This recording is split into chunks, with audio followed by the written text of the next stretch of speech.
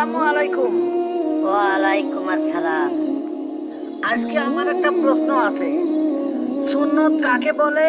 হযরত রাসূল সাল্লাল্লাহু আলাইহি ওয়াসাল্লাম এর সুন্নত কি?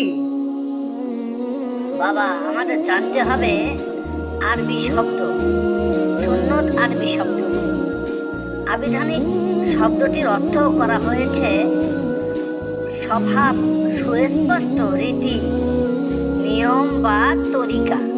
হযরত রাসূল সাল্লাল্লাহু আলাইহি সাল্লাম এর তরিকা প্রচলিত অর্থের সুন্নত বলতে হযরত রাসূল সাল্লাল্লাহু আলাইহি সাল্লাম এর রীতিনীতিকে বোঝানো হয়েছে।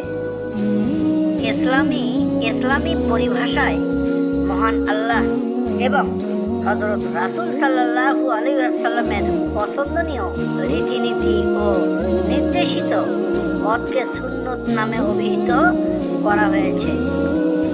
আল্লাহর রাসূল সাল্লাল্লাহু আলাইহি সাল্লাম যখন হযরত মুয়াজ ইবনে জাবাল রাদিয়াল্লাহু তাআলা আনহুকে ইয়েমেনের গভর্নর করে পাঠালেন, তখন তাকে বলেছিলেন, হে মুয়াজ, তুমি কিভাবে সমস্যার ফয়সালা করবে? তিনি উত্তর দিলেন, আল্লাহ কিতাবে সাহায্য। অতঃপর রাসূল সাল্লাল্লাহু আলাইহি সাল্লাম বলেন, যদি কুরআনের সমাধান না পাও, তিনি জবাব দিলেন, আল্লাহর রাসূলের সুন্নত তথা হাদিসের সাহায্য সমস্যার ফয়সালা করব। তারপর রাসূল সাল্লাল্লাহু আলাইহি ওয়াসাল্লাম বলেন, যদি এতেও না পাও, তিনি উত্তর দিলেন, তবে আমি ইজতিহাদ, ধর্মীয় বিধান প্রণয়নের কুরআন ও হাদিসের আলোকে গবেষণামূলক প্রয়াস করে ফয়সালা দিতে চেষ্টা করব।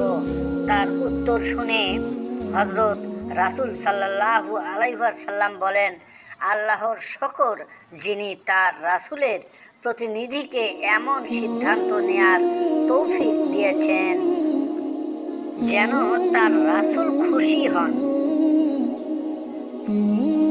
মাওলানা নূর মোহাম্মদ আজমি রহমতুল্লাহ আলাইহি কর্তৃক অনুমোদিত এমদাদিয়া পুস্তকালয় প্রোপাইটার লিমিটেড, ঢাকা কর্তৃক প্রকাশিত মুসনাদে আহমেদের উদ্ধৃতিতে মিশকাত শরীফ প্রথম খণ্ড, পৃষ্ঠা 106। হযরত রাসূলে আকরাম সাল্লাল্লাহু আলাইহি সাল্লাম ছিলেন উম্মতে মুহাম্মদের জন্য শিক্ষক স্বরূপ।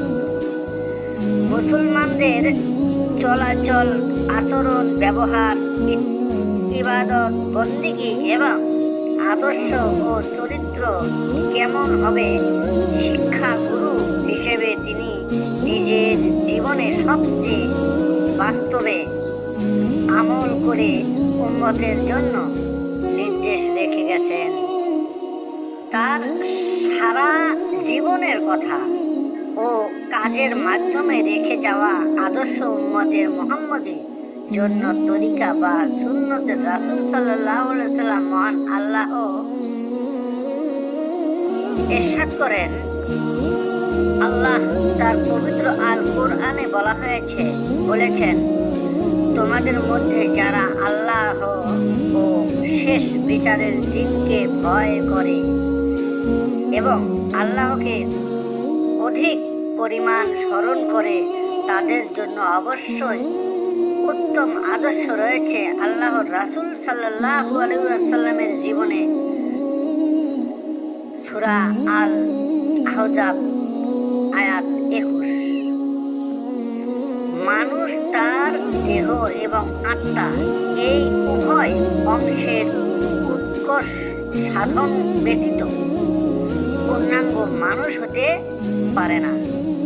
তাই হযরত রাসূল সাল্লাল্লাহু আলাইহি সাল্লাম মানুষের চরিত্র সংশোধনের পদ্ধতি শিক্ষাদানের পাশাপাশি আত্মার উন্নতি সাধনের পদ্ধতিও শিক্ষা দিয়েছেন, যেন মানুষ আল্লাহর পরিচয় লাভ করতে পারে।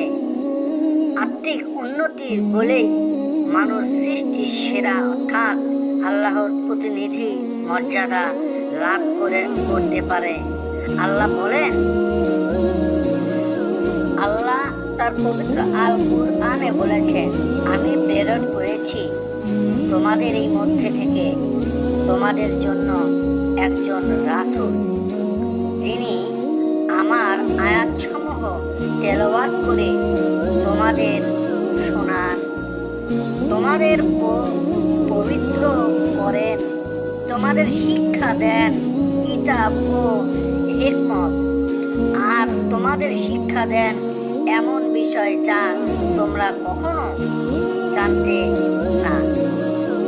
সূরা আল বাকারা আয়াত 151। বাবা, তুমি জানো না, এখন এমন একটা পর্যায়ে আসছে, আপনি একজন কুলি, একজন ভ্যানওয়ালা, একজন বাস ট্রাক ড্রাইভার, তাদের কাছেও সুন্দর সুন্দর ধর্মীয় কথা শুনতে পাবা। কারণ এনারা কেউ না কেউ অলি আউলিয়ার দরবারের ভক্ত ছিল, যার জন্য তারা এত সুন্দর সুন্দর কোরআন এবং হাদিস তাফসীর থেকে কথা বলতে পারে। কিন্তু আজকাল যে ওয়াজ মাহফিল হচ্ছে, এখান থেকে কিন্তু কোনো জ্ঞান অর্জন করতে পারছে না সাধারণ সমাজের মানুষ। এরা নিজেদের আত্মার মুক্তির জন্য সব ওয়াজ মাহফিলে যান, কিন্তু কোথাও নিজের আত্মার মুক্তির ব্যবস্থা করতে পারেন না। একমাত্র আল্লাহর এই এত সুন্দর সুন্দর বাণী এদের কাছ থেকে পায় না। কারণ এটারা মঞ্চে উঠেই শুরু করে দেয় বিভিন্ন সেন্টার ধরে, কে কি করলো, কে না করলো। আরে বাবা, আমি এইটা বলতে যাবো কেন? আমার মূল উদ্দেশ্য আমার আত্মার মুক্তি কিভাবে পাবো, আমার সেই ব্যবস্থা করতে হবে।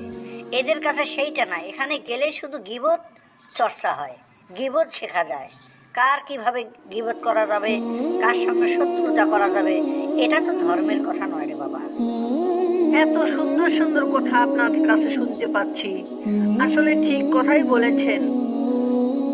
এই বড় বড় ওয়াজ মাহফিলে হেলিকপ্টার বাহিনী, প্রাইভেট বাহিনী, এদের কাছে কিছুই পাই না। কেন? যার জন্যে ওয়াজ মাহফিলগুলো উঠে যাবে এবং যাচ্ছে। এত সুন্দর সুন্দর কথা আপনার বলার জন্য আপনাকে অসংখ্য ধন্যবাদ জানাচ্ছি। আসসালামু আলাইকুম। ওয়া আলাইকুম